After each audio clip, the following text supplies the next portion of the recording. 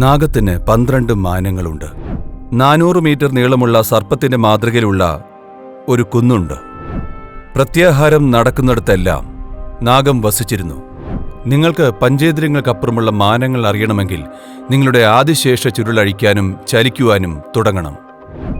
പഞ്ചേന്ദ്രിയങ്ങൾ പരാജയപ്പെടുന്നിടത്ത് നാഗത്തിന്റെ പ്രവർത്തനങ്ങൾ ആരംഭിക്കുന്നു.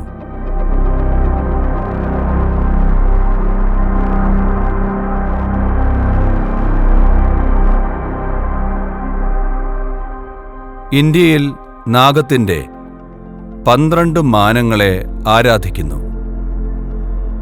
ഇവയെ അനന്ത, വാസുകി, ശേഷ, പത്മ, കമ്പാല, കാർക്കോടക, അശ്വതാര, ധൃതരാഷ്ട്ര, സംഘപാല, കാളിയ, തക്ഷക, പിംഗള എന്നിങ്ങനെ വിളിക്കുന്നു. ഇവയാണ് ആ 12 വശങ്ങൾ. ഈ 12 വശങ്ങൾ കലണ്ടറിന്റെ 12 വശങ്ങളുമായി, അതായത് ആളുകൾ കണക്കാക്കുന്ന നക്ഷത്രങ്ങൾ, മറ്റു കാര്യങ്ങൾ എന്നിവയുമായും ബന്ധപ്പെട്ടിരിക്കുന്നു. ലോകമെമ്പാടുമുള്ള വിവിധ സംസ്കാരങ്ങളിൽ നിങ്ങൾക്കിതിൻ്റെ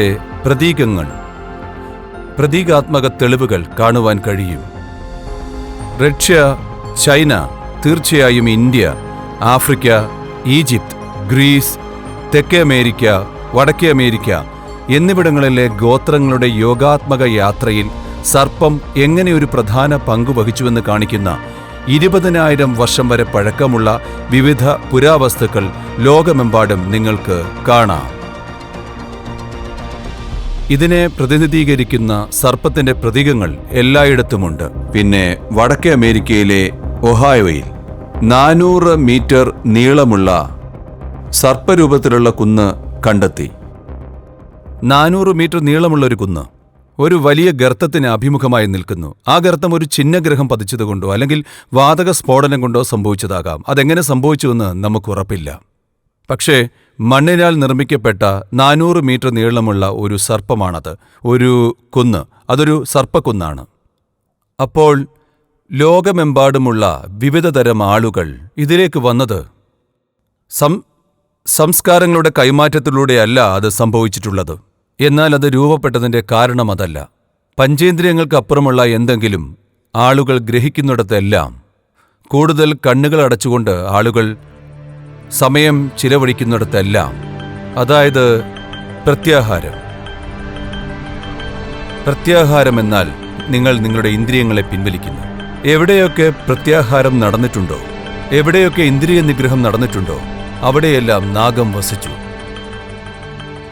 അവിടെ നമ്മുടെ ഉള്ളിൽ അവശേഷിക്കുന്ന പരിണാമ അവശിഷ്ടത്തിന്റെ പ്രാധാന്യം അവർ തിരിച്ചറിയുകയും അതിനെ എങ്ങനെ സജീവമാക്കാമെന്നും അതെങ്ങനെ ഒരാളുടെ ഇന്ദ്രിയങ്ങളുടെ പരിമിതികൾക്കപ്പുറത്തേക്കുള്ള ഒരു പരിണാമ പ്രക്രിയയായി മാറുമെന്നും അവർ മനസ്സിലാക്കി.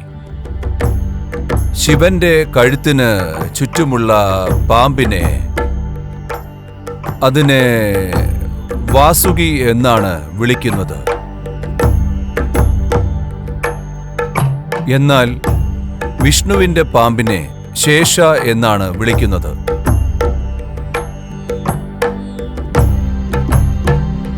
നിങ്ങൾക്ക് ഇത് അറിയില്ലെങ്കിൽ, നിങ്ങളുടെ സ്കൂളിന്റെ ആദ്യ ഭാഗം ദക്ഷിണേന്ത്യയിലെ പ്രാദേശിക ഭാഷകളിലാണ് പഠിച്ചതെങ്കിൽ, എനിക്ക് തമിഴിലെ വാക്ക് എന്താണെന്ന് അറിയില്ല. എന്നാൽ തെലുങ്കിലും കന്നഡയിലും നിങ്ങൾ ഗണിതശാസ്ത്രം പഠിക്കുകയാണെങ്കിൽ ശേഷ എന്നാൽ ബാക്കിയുള്ളതെന്നാണ്. ഗണിതശാസ്ത്രത്തിൽ ഇത് ഒരു സാധാരണ കാര്യമാണ്. അതിനാൽ ഇതിനുപയോഗിക്കുന്ന വാക്കാണ് ഇത്. കാരണം ഈ സർപ്പം ശേഷത്തെ അല്ലെങ്കിൽ അവശേഷിക്കുന്നതിനെ പ്രതിനിധീകരിക്കുന്നു. ഒരു പ്രത്യേക സൃഷ്ടി അവസാനിക്കുമ്പോൾ ചില കാര്യങ്ങൾ അവശേഷിക്കുന്നു. കാതലായ വശം അവശേഷിക്കുന്നു. അത് മറ്റൊരു സൃഷ്ടിയായി ഉരുത്തിരിയുന്നു. അതിനാൽ ഈ ശേഷയിലാണ് വിഷ്ണു വിശ്രമിക്കുന്നത്. അതിനർത്ഥം അവൻ വിശ്രമിക്കുമ്പോൾ, പരിപാലിക്കാൻ സൃഷ്ടിയില്ലാതിരിക്കുമ്പോൾ, അവൻ ശേഷനിൽ അവശേഷിക്കുന്നതിൽ വിശ്രമിക്കുന്നു. ആദിശേഷ ചുരുളഴിയുകയും സമയം മുന്നോട്ട് നീങ്ങുകയും ചെയ്യുന്നു. ഇതിനെക്കുറിച്ചുള്ള ഐതിഹ്യമാണ് ഇത്. ഇതിനർത്ഥം മുൻ സൃഷ്ടിയിൽ നിന്നുള്ള അവശിഷ്ടം നിലനിൽക്കുന്നു. പിന്നെ അത് ചുരുളഴിയാൻ തുടങ്ങുമ്പോൾ അതിനെ ആദിശേഷ എന്ന് വിളിക്കുന്നു. കാരണം ഇതാണ് ആദ്യത്തെ ശേഷിപ്പ്. അവിടെയുള്ളത് അത് ചുരുളഴിയുമ്പോൾ മറ്റൊരു സൃഷ്ടി സംഭവിക്കുവാൻ തുടങ്ങുന്നു. അതിനാൽ ഇത് ജീവിതത്തിൻ്റെ വളരെ ഗഹനമായ ഒരു വശത്തെ പ്രതീകാത്മകമായ രീതിയിൽ പ്രകടിപ്പിക്കുന്നതാണ്. അതിനാൽ ഈ നാഗരപഞ്ചമി അല്ലെങ്കിൽ നാഗപഞ്ചമി ഇതിനെയെല്ലാം പ്രതിനിധീകരിക്കുന്നു. പിന്നെ ശ്രാവണ മാസത്തിലെ 5-ാം ദിവസമാണ് അത്. ഈ ദിവസം വളരെ പ്രധാനമാണ്. ഇന്ദ്രിയങ്ങൾക്ക് അതീതമായ ജീവിതത്തിലേക്ക് കടന്നു കയറാനോ അറിയുവാനോ ആഗ്രഹിക്കുന്നവർക്ക് വളരെ പ്രധാനമാണ്. ഇതൊക്കെ അനുഭവങ്ങൾക്കോ പിന്നെ സാക്ഷാത്കാരത്തിനോ വിമോചനത്തിനോ വേണ്ടി മാത്രമല്ല, ഇത് അറിയുവാൻ വേണ്ടിയാണ്. നിങ്ങൾക്കറിയാൻ ആഗ്രഹമുണ്ടെങ്കിൽ, ഒരുപക്ഷെ എല്ലാവരും അറിയാൻ ആഗ്രഹിക്കുന്നുണ്ടാകില്ല, അതിൽ കുഴപ്പമില്ല. ചില ആളുകൾ സ്വതന്ത്രരാവാൻ മാത്രം ആഗ്രഹിക്കുന്നു, അവർക്കറിയാൻ ആഗ്രഹമില്ല, അതിൽ കുഴപ്പമില്ല. എന്നാൽ അറിയാൻ ആഗ്രഹിക്കുന്നവർക്ക് നിങ്ങളുടെ ഉള്ളിലെ ഈ പരിണാമത്തിൻ്റെ അവശിഷ്ടം വളരെ വളരെ പ്രധാനമാണ്. അല്ലാത്തപക്ഷം നിങ്ങൾ യഥാർത്ഥത്തിൽ ഈ പ്രതീകാത്മകതയുമായി ബന്ധപ്പെട്ടാലും ഇല്ലെങ്കിലും കാര്യമില്ല. എന്നാൽ നിങ്ങൾ ആ മാനം ശക്തിപ്പെടുത്തേണ്ടതുണ്ട്. നിങ്ങൾക്ക് പഞ്ചേന്ദ്രിയങ്ങൾക്കപ്പുറമുള്ള മാനങ്ങൾ, ഭൗതിക പ്രകൃതിക്കപ്പുറമുള്ള മാനങ്ങൾ അറിയണമെങ്കിൽ നിങ്ങളുടെ ആദിശേഷ ചുരുളഴിയുവാനും ചലിക്കുവാനും തുടങ്ങണം. ഇന്ദ്രിയങ്ങൾക്ക് ഗ്രഹിക്കാൻ കഴിയാത്ത ആ മാനത്തെയാണ് നാഗങ്ങൾ പ്രതിനിധീകരിക്കുന്നത്. അതിനാലാണ് യോഗ സംസ്കാരത്തിൽ പരമാവധി ശ്രദ്ധ നാഗത്തിന് നൽകിയത്. ആദിയോഗിയുടെ കഴുത്തിന് ചുറ്റിനുമായി ഒരു നാഗമുണ്ട്.